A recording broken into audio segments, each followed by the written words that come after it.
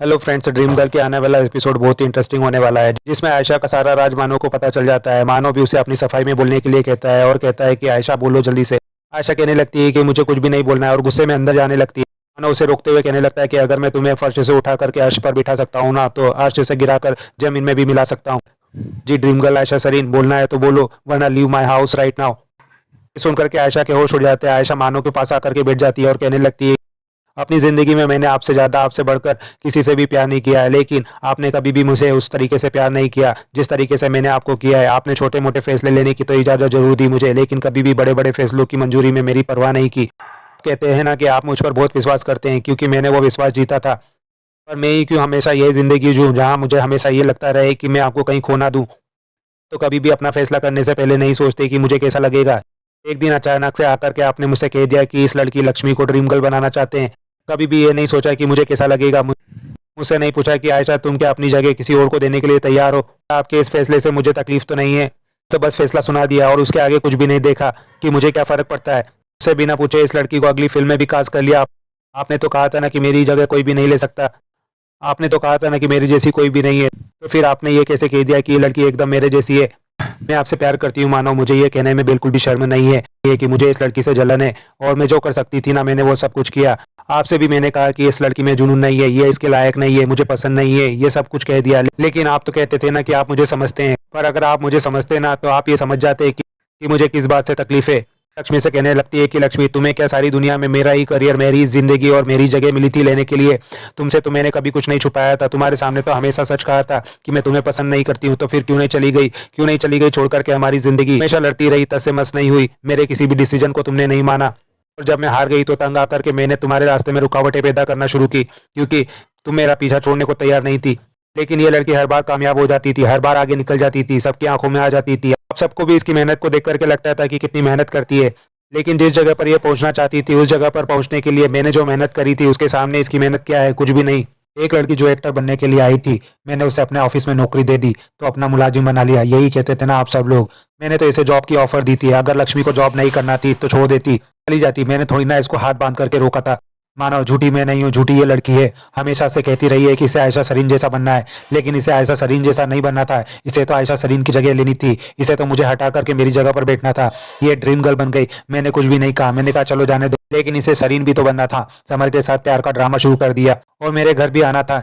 जिस लड़की को मैं अपने सामने 2 मिनट के लिए बर्दाश्त नहीं कर पाती हूँ, उसे अपने घर में कैसे बर्दाश्त करती। और कहती हाँ मैं नहीं चाहती थी कि समर और लक्ष्मी की शादी हो, क्योंकि मुझे लगता है कि ये लड़की है ना समर के लायक ठीक नहीं है। वो ठीक हो भी कैसे सकती है। मेरा भाई जिसे मैंने अपने हाथों से बड़ा किया, आज इस लड़की की वजह से वो मुझसे इतनी दूर हो गया, मेरा ही दुश्मन बन गया है। और आपको लगता है कि ये लड़की ठीक है मानो, इसलिए मैंने सारा एमएमएस घोटाला किया था कि ये लड़की मुझसे दूर चली जाए, मेरे परिवार से दूर चली जाए, हमेशा हमेशा के लिए दूर चली जाए।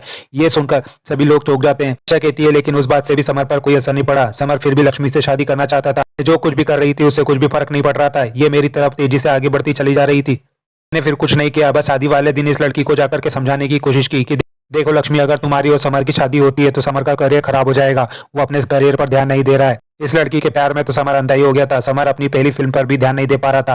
तो बस लक्ष्मी को जाकर के भी मैंने बस यही बात समझाई। उसके बाद लक्ष्मी गायब हो गई। पर मुझे लगा कि लक्ष्मी शायद समझ गई है, अब वो हमेशा के लिए दूर चली गई है, अब उसने हमारा पीछा छोड़ दिया है। थक गई थी, लेकिन नहीं, ये लड़की मेरे पीछे मेरे ही खिलाफ इतनी बड़ी प्लानिंग करने के लिए गायब हुई थी। वापस आकर के मुझे अपने झूठे खून के इल्जाम में फंसा दिया। वो क्या गलत नहीं था। और फिर अपने साथ करण और अभिमन्यु को भी मिला लिया और मानव के पैरों में गिर करके कहने लगती है कि मैंने आपसे अभिमन्यु का जिक्र कभी नहीं किया, क्योंकि वो मेरा अतीत था। अभिमन्यु से मेरा कोई भी लेना देना नहीं है, कोई वास्ता नहीं है। अब भी जब वो वापस आया तो यही लोग उसे मेरे खिलाफ हथियार बना करके लेकर आए। इसे भी मैंने इन लोगों के खिलाफ इस्तेमाल किया। जंग का ऐलान मैंने नहीं किया था, इन लोगों ने किया था, और उस जंग में मेरी जीत हुई। जब मैं इस जंग में जीत गई ना, तो ये लोग मुझे दूसरे तरीके से हराने के बारे में सोचने लगे। मानो ये लोग मेरे पीछे पड़े हैं, मैं इन लोगों के पीछे नहीं। और रोने लगती है और कहने लगती है कि इन लोगों के झूठे खेल की वजह से, झूठे प्लान की वजह से मैं जेल जाने वाली थी।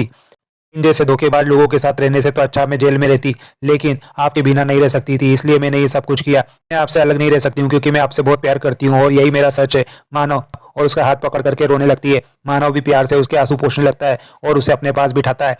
कहता है कि तुम जानती हो ना आयशा, तुमने अभी अभी जो कुछ भी कहा है ना, वो सब कुछ अपने पॉइंट ऑफ व्यू से कहा है। ये जो कुछ भी है ना, ये आधा सच है। मैं तुम्हें बताता हूँ पूरा सच क्या है। हूँ कि तुमने कहा था ना कि तुमने लक्ष्मी माथुर की जिंदगी में रुकावटें पैदा की, लेकिन इसलिए नहीं कि मैं उसे ड्रीम गर्ल बनाना चाहता था, बल्कि इसलिए कि तुम एक नैरो माइंडेड लड़की हो। तुमने समर और लक्ष्मी को अलग करने की कोशिश की, इसलिए नहीं कि तुम समर की भलाई चाहती थी, इसलिए कि तुम जानती थी अगर समर के साथ लक्ष्मी की शादी हो जाती है तो वो नवरंग और इस घर में बराबर की हिस्सेदार होगी, और ये तुम कभी भी नहीं चाहती थी। मैंने तो बताया नहीं कि तुमने समर को ड्रग एडिक्ट बनाया। ऐसा क्यों किया तुमने, जबकि तुम जानती थी कि समर मेरी जान है। तुमने करण और लक्ष्मी का एमएमएस बनाया, इसलिए नहीं कि तुम इनको अलग करना चाहती थी, बल्कि इसलिए कि तुम लक्ष्मी को बदनाम करना चाहती थी, उसे बेइज्जत करना चाहती थी, उसे इंडस्ट्री और इस शहर से निकालना चाहती थी। इसलिए तो जो तुमने नहीं कही, कोई लड़की होती ना लक्ष्मी की जगह तो आत्महत्या कर चुकी होती, लेकिन लक्ष्मी में ताकत थी था, इसलिए वो लड़ती रही। ये हकीकत है आयशा सरीन तुम्हारी। और कहने लगता है ये सारी चीज तो एक तरफ, अभिमन्यु को कैसे जस्टिफाई करोगी? जो रात तुमने अभिमन्यु के साथ गुजारी उसको कैसे जस्टिफाई करोगी? जो सौदा तुमने अभिमन्यु के साथ किया उसका क्या? यकीन और मेरे विश्वास को तोड़ने को किस तरह से तुम जस्टिफाई करोगी? मेरे प्यार को तुमने जलील किया। तुम ये मत समझना कि आधा घंटे की स्टोरी सुनाने के बाद और रोने के बाद हम तुम्हें माफ कर देंगे। बहुत प्यार किया मैंने तुम्हें आयशा सरीन, लेकिन तुम मेरे प्यार के काबिल नहीं हो। अब बहुत हो गया तुम्हारा झूठ और तुम्हारी मक्कारी। अब मैं एक शब्द भी नहीं सुनना चाहता हूँ। और वहां से उठ करके जाने लगता है, लेकिन आयशा उसे रोक करके उसे गले लगने लगती है और कहती है, मानव मुझे माफ कर दीजिए, आप मुझे अपने आप से अलग मत कीजिए।